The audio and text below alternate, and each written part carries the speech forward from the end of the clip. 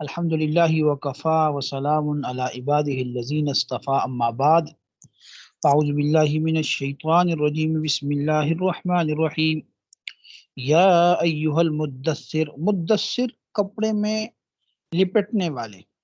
یا ایہا المدثر ایک کپڑے میں لپٹنے والے۔ پہلے مزمل کا لفظ استعمال ہوا تھا، مدثر تقریباً ایک ہی معنی میں استعمال ہوتے ہیں،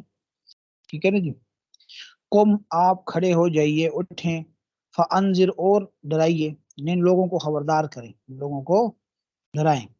وربک فکبر، اور اپنے رب کی تکبیر کہیں، وربک، اور اپنے رب کی، فکبر، ان کی تکبیر کہیں، بڑائی بیان کریں، وثیابک فطہر، اور اپنے کپڑوں کو پاک رکھیں، والرجز فہجر، رجز کو کیا کر دیں، فہجر چھوڑ دیں، رجز کو یعنی گندگی کو، گندگی سے مراد بت ہیں، ٹھیک ہے، ہر قسم کی گندگی کے لفظ استعمال ہوتا ہے کہ آپ ان گندگی کو کیا کر دیں، فہجر، ہجرت سے، ہجرت اسی سے ہے، اس کو چھوڑ دیں، ولا تمنن تستکثر، ولا تمنن، اور آپ احسان نہ جتلائیے، ٹھیک ہے نا، آپ احسان نہ کیجئے، تستکثر، تاکہ آپ زیادہ وصول کر لیں۔ مقصد یہ ہے کہ کسی کو کچھ دیں اس نیت سے کہ آپ کو دوبارہ زیادہ مل جائے گا، ٹھیک ہے نا جی۔ ولا تمنن، اور کوئی احسان نہ کیجئے اس نیت سے کہ تستکثر، کہ آپ اس کو زیادہ وصول کریں، وَلِرَبِّكَ فَاصْبِرْ، اور اپنے پروردگار کے لیے صبر سے کام لیجئے، فَإِذَا نُقِرَ فِي النَّاقُورِ، پس جب پھونک دیا جائے گا، فَإِذَا نُقِرَ، جب پھونک دیا جائے گا، فِي النَّاقُورِ، سور کے اندر، فَذَلِكَ يَوْمَئِذٍ يَوْمٌ عَسِيرٌ، تو وہ دن یوم عسیر، بڑا مشکل دن ہوگا، علی الکافرین غیر یسیر، اور کافروں پر آسان نہیں ہوگا، ذرنی، آپ مجھے چھوڑ دیجئے، ومن، اور اس کو، خلقت وحیدا، جس کو میں نے اکیلا پیدا کیا، ٹھیک ہے۔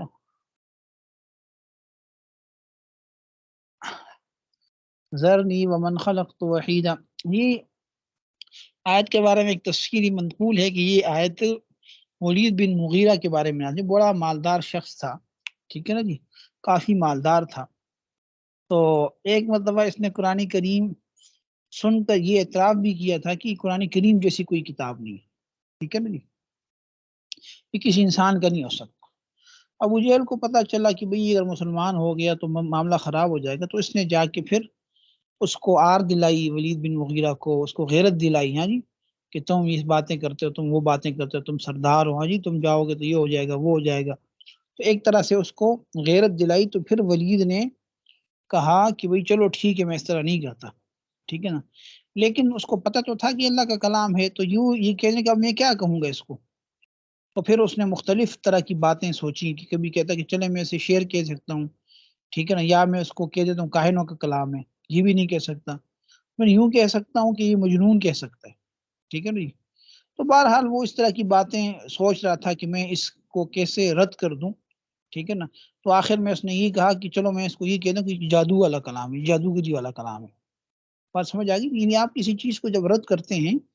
تو آپ کے پاس کوئی ایسی لاجک ہونی چاہیے کہ اگلے کو سمجھ بھی آئے۔ تو وہ بھی سمجھتا تھا کہ اگر میں یہ کہوں گا کہ یہ شعر ہے تو بھی لوگ میری بات کو ویسے ہی سمجھیں گے، لوگوں کو نہیں سمجھ میں آئے گا کہ نہیں یہ شعر تو ہے نہیں، کائنوں کا کلام ہے، یہ بھی ایسے، ان کا کلام بھی ایسے نہیں ہوتا۔ تو اس نے مختلف چیزیں سوچی، پھر آخر میں کہا کہ یہ جادو کا کلام ہے، جس سے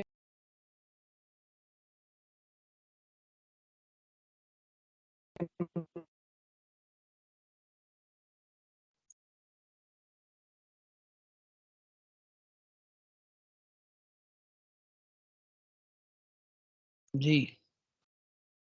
تو کال بیچ میں آ گئی ہے، آپ کو آواز آ رہی ہے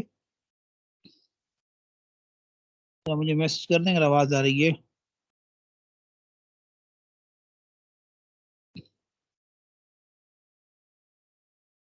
اچھا ٹھیک ہے، جزاک اللہ۔ تو بہرحال اس نے جب اس طرح کی باتیں کی تو اللہ نے فرمایا کہ ذرنی ومن خلقت وحیدا، کہ آپ اس شخص کا معاملہ مجھ پہ چھوڑ دیں جس کو میں نے اکیلے پیدا کیا، وجعلت له مالا ممدودا، اور میں نے اس کو بڑا لمبا چوڑا مار دیا، ممدود کا معنی کہ جو دور تک پھیلا ہوا ہے، کافی اس کو مال و اسباب سے نوازا، ٹھیک ہے نا، اس کو مال دیا جو دور تک پھیلا ہوا ہے، وہ بنین شہودا، اور بیٹے دیے جو ہر وقت موجود رہتے ہیں، بیٹے دیے ہر وقت خدمت میں موجود، ہاں، ومہدت لہو تمہیدا، اور میں نے اس کے لیے کیا کر دیا، ہموار کر دیا ہر قسم کے راستے، یعنی اس کے لیے ہر کام کے راستے ہموار کر دیے، آسانیاں پیدا کر دی۔ ثم یطمع ان ازید،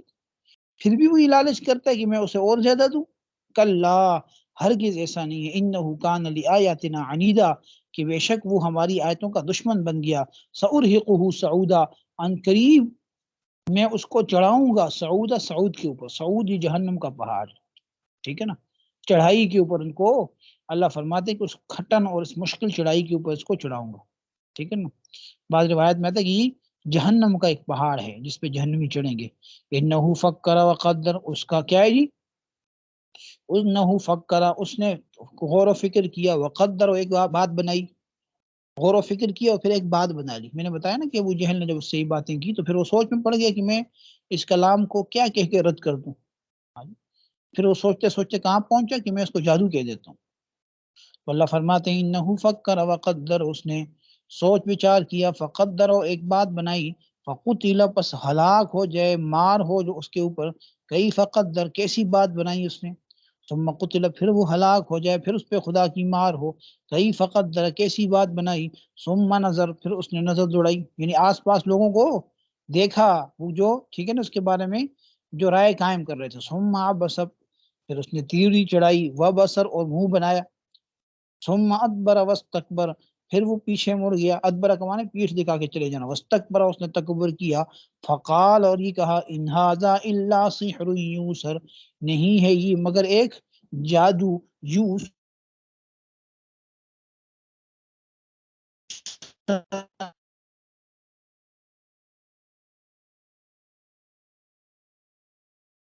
بس کریں گے تو مسئلہ خراب ہو گئی پھر بابا جی۔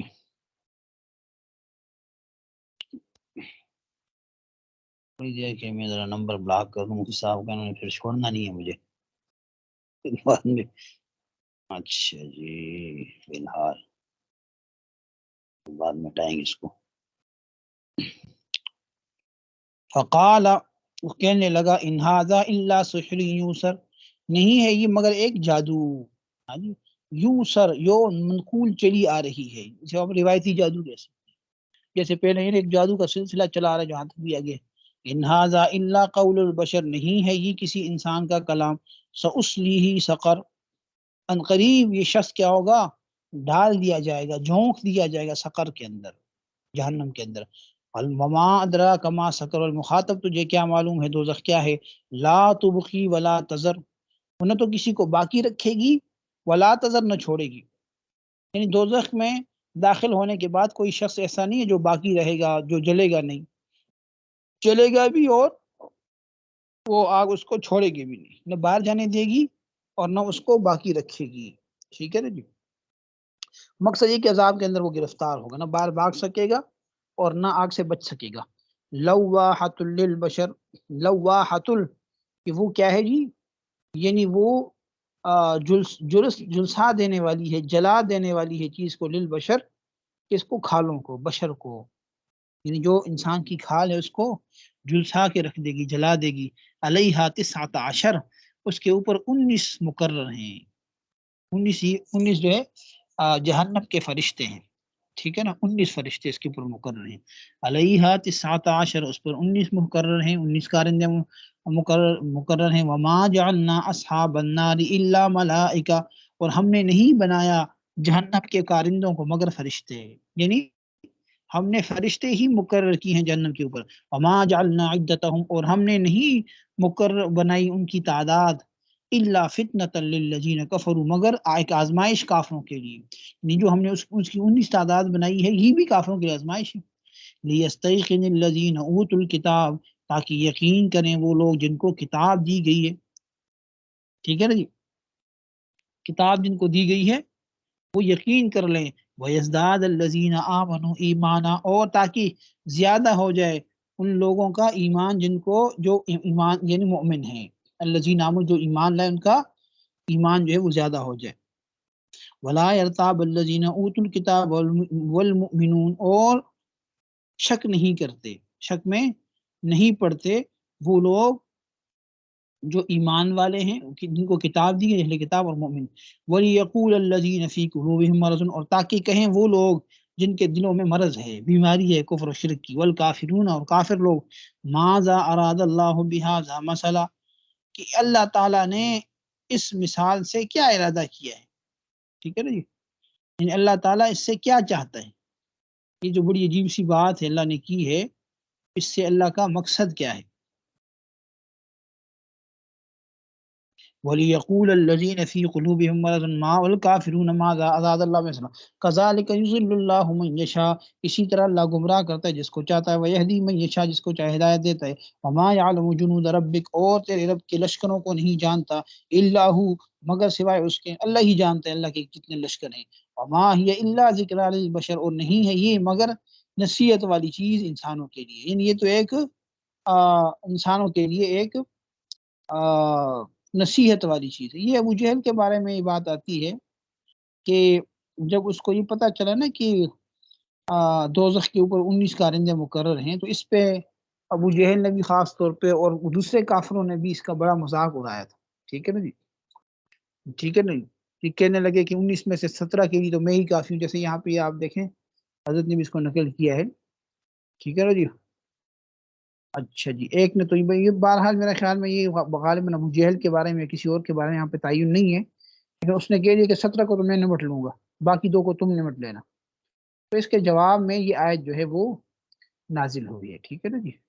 یہ آزمائش ان لوگوں کے لیے، وہ آزمائش کیا ہے کہ طرح طرح کی باتیں کریں گے، ٹھٹے کریں گے، مذاق کریں گے، اور اللہ تعالیٰ نے ایمان والوں کا تو ایمان بڑھے گا، ان لوگوں کا کفر بڑھے گا۔ کل ہرگز ایسا نہیں، والقمر، قسم ہے چاند کی، واللیل، اور رات کی، از ادبر، جب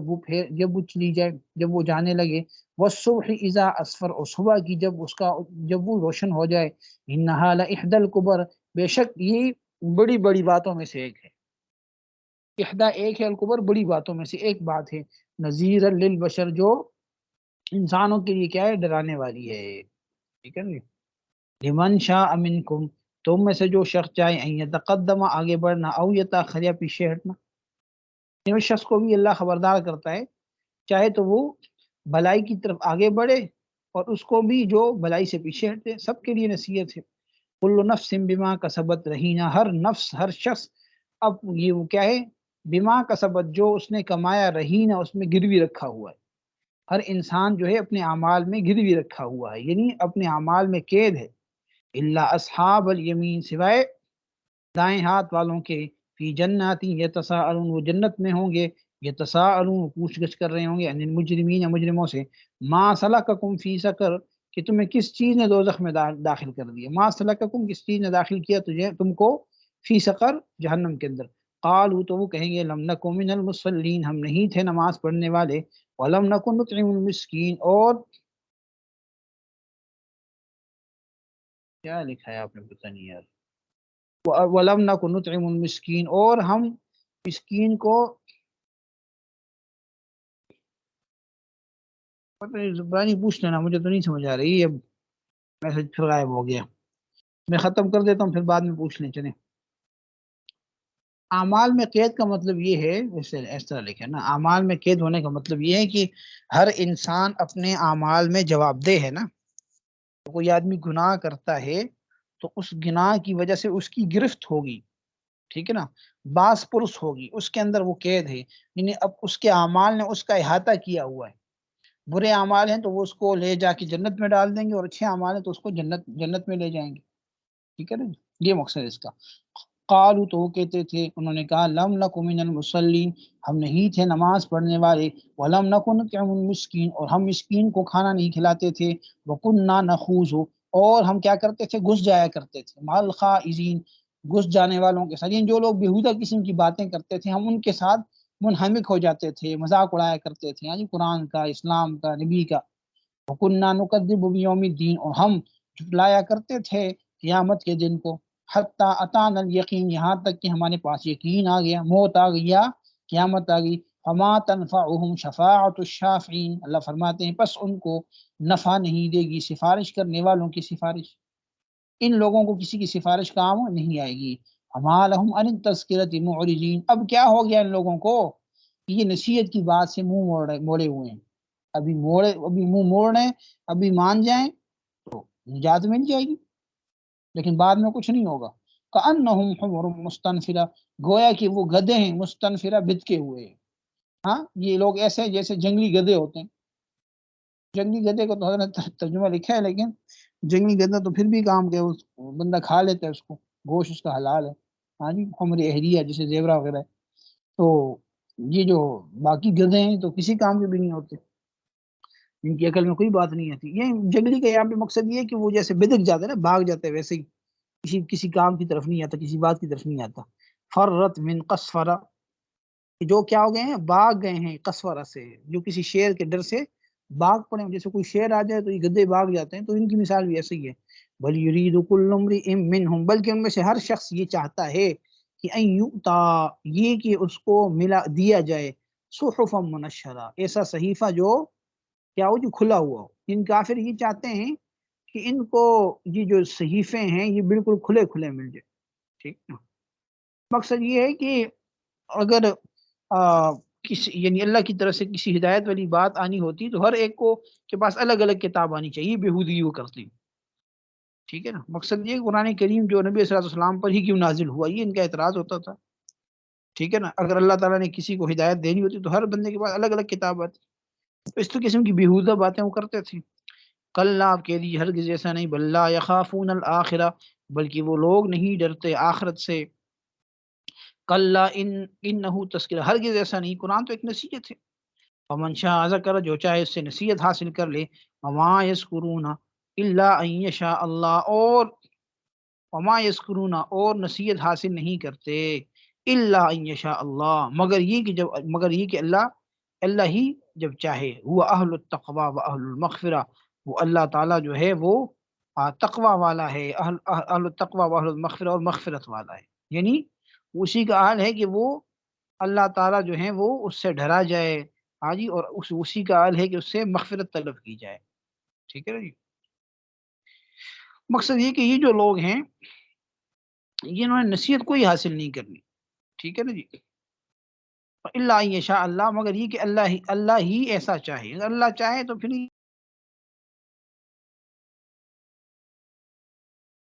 کیا حال ہے کہ اس سے ڈرا جائے، اللہ ہی اس بات کے لائق ہے کہ اس سے مغفرت طلب کی جائے، ٹھیک ہے جی۔ اب سوال کر لیں آپ نے جو کرنا ہے،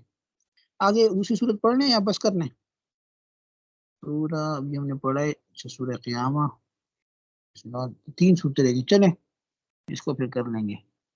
کوئی سوال اگر آپ نے کرنا ہے تو کر لیں گے۔